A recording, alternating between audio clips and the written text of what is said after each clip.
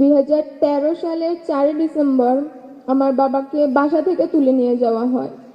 2013 সালের 4 ডিসেম্বর মোট 8 জনকে তুলে নিয়ে যাওয়া হয়। বসুন্ধরা থেকে সন্ধ্যাবেলায় সুমন চাচু সহ 6 জন এবং রাতে আমার বাবা সহ আরো 2 জন, মোট 8 জনকে তুলে নিয়ে যাওয়া হয়। 13 বছর হয়ে গেছে, আমি আমার বাবাকে দেখি না। বাবা কি জিনিস আমি বুঝি না। আমার বাবাকে যখন নিয়ে যায় তখন আমার 3 বছর বয়স ছিল। আমি তখন বাবা মানেটাও বুঝতাম না। আমি যদি তখন জানতাম আমি আমার বাবাকে হারিয়ে ফেলবো, তাহলে আমি আমার বাবাকে জড়িয়ে ধরে একটু কান্না করতাম। আমি আমার বাবাকে আর কখনো পাবো না, আমি এটা কখনো জানিনি। আমার বয়সটা যখন বাবার হাত ধরে ফুটপাত দিয়ে হেঁটে হাঁটা শেখায়, সেই বয়সটায় আমি আমার মায়ের হাত ধরে বাবার ছবিটা বুকে নিয়ে আমার বাবাকে দাঁড়ে দাঁড়ে খুঁজেছি। আমি আমার বাবাকে কোথাও পাইনি। আমি আমার বাবাকে ফেরত চাই। আমি আমার বাবার হাতটা একটু ধরতে চাই। আমাকে আমার বাবার হাতটা ধরার সুযোগ করে দেওয়া হোক। আমি স্বেচ্ছাসেবক দলের প্রতিষ্ঠা বার্ষিকীর দিন এই মঞ্চে দাঁড়িয়েই বলেছিলাম, তারেক রহমান চাচ্চু খুব শীঘ্রই দেশে ফিরে আমার বাবার সাথে কি হয়েছে সেটার বিচার করবে। আজ চাচ্চু আমার পাশে বসে আছে, আজ আমি সেই একই কথা বলবো। আমার বাবা সহ আমার সকল চাচ্চুদের সাথে কি করা হয়েছে, তাদের কি অপরাধ ছিল সেটা খুঁজে বের করবে এবং কারা তাদের সাথে এরকম অন্যায় করেছে তাদেরকে এই বাংলার মাটিতে উপযুক্ত শাস্তি দিবে। 5 আগস্টের পর তো সবার জন্য দেশ স্বাধীন হয়েছে, কিন্তু আমাদের জন্য স্বাধীন হয়নি। আমরা আমাদের বাবাদের এখনো পাইনি।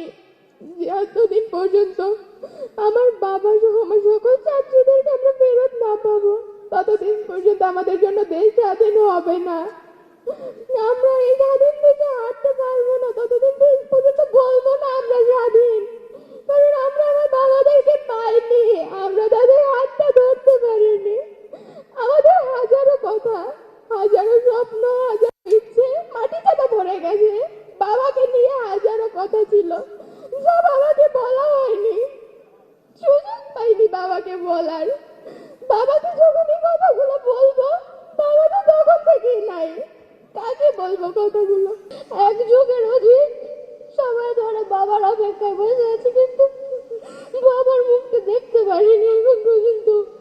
এই সময়টা ধরে এই 13 বছরে অনেক জায়গায় গিয়েছি এবং অনেক বক্তব্য দিয়েছি, কিন্তু বাবার খোঁজ পাইনি এখনো। বাবার সাথে আমার কোনো স্মৃতি নেই। বাবাকে ছাড়া জীবনটা অসম্পূর্ণ মনে হয়। আমরা আমাদের বাবাকে ফেরত চাই, এই কথাটা অনেকবার বলেছি, কিন্তু আমরা আমাদের বাবাদের ফেরত পাইনি। তারেক রহমানের কাছে আমাদের একটাই চাওয়া, তিনি আমাদের বাবাকে ফিরিয়ে দিবেন এবং এই সঠিক বিচার করবেন। আমি নীলফামারী থেকে আসছি।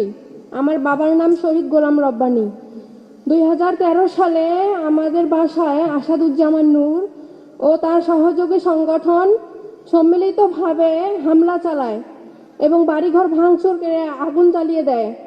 এলাকায় অত্যন্ত ভয়াবহতা বিরাজ করে। এলাকা পুরুষশূন্য হয়। আমার বাবাকে মিথ্যা মামলায় ফাঁসানো হয়। এরপর 2014 সালের 18 জানুয়ারি আমার বাবাকে নৃশংসভাবে হত্যা করা হয়। আপনারা দেখতেই পাচ্ছেন কিভাবে মারছে ওরা। আমার বাবার কি অপরাধ ছিল? আমার বাবা বিএনপি করতো, জনগণের পক্ষে কথা বলতো। এই রাজনৈতিক দল করার জন্য কি এত বড় শাস্তি? তখন আমার বয়স ছিল 6 বছর। আমি আমার বাবার সাথে কোনো স্কুল যেতে পারলাম না। কেন পারলাম না? আমার কি অপরাধ ছিল? আমার বাবার ভালোবাসা ছাড়া কেন আমাকে বড় হতে হলো? যে বয়সে আমার বাবার সঙ্গে স্কুল যাওয়ার কথা, সে বয়সে আমি বেঁচে থাকার সংগ্রাম লড়াই করেছি। আমার মা অনেক সংগ্রাম লড়াই করে এই পর্যন্ত টিকে আছে। আমি এই হত্যাকাণ্ডের বিচার চাই। তারেক রহমান আঙ্কেল, আপনার কাছে আমার একটা চাওয়া, আমার বাবার হত্যাকাণ্ডের যাতে বিচার হয়। আমার বাবা চলে গেছে, কিন্তু আমার বাবার রক্তের দাগ এখনো শুকায়নি। আমার বাবা ওপর থেকে অপেক্ষায় আছে। আমি পুরো দেশবাসীর কাছে বিচার চাই। মরহুমা বেগম খালেদা জিয়া ও শহীদ জিয়ার জন্য অনেক দোয়া রইল, আল্লাহ যেন তাদের বেহেশত নসিব করে। আর তারেক রহমান আঙ্কেল, আপনার জন্য অনেক দোয়া রইল, আপনার ফ্যামিলির জন্য অনেক দোয়া রইল। আগামীতে জনগণের সমর্থনে দেশ গঠন করবেন, আমাদের পাশে থাকবেন ইনশাআল্লাহ। 12 বছর পার হয়ে 13 বছরে পড়ল, আজ পর্যন্ত আমরা তাদের সন্ধান পাইনি। এখন পর্যন্ত আজকে 13টি বছর ধরে রাস্তায় রাস্তায় ঘুরে বেড়ায় বাবার জন্য, দাদার জন্য। এমন কোনো জায়গা নাই যেই জায়গাটায় যাই নেই বাবার সন্ধানে। কোথায় আছে বাবা?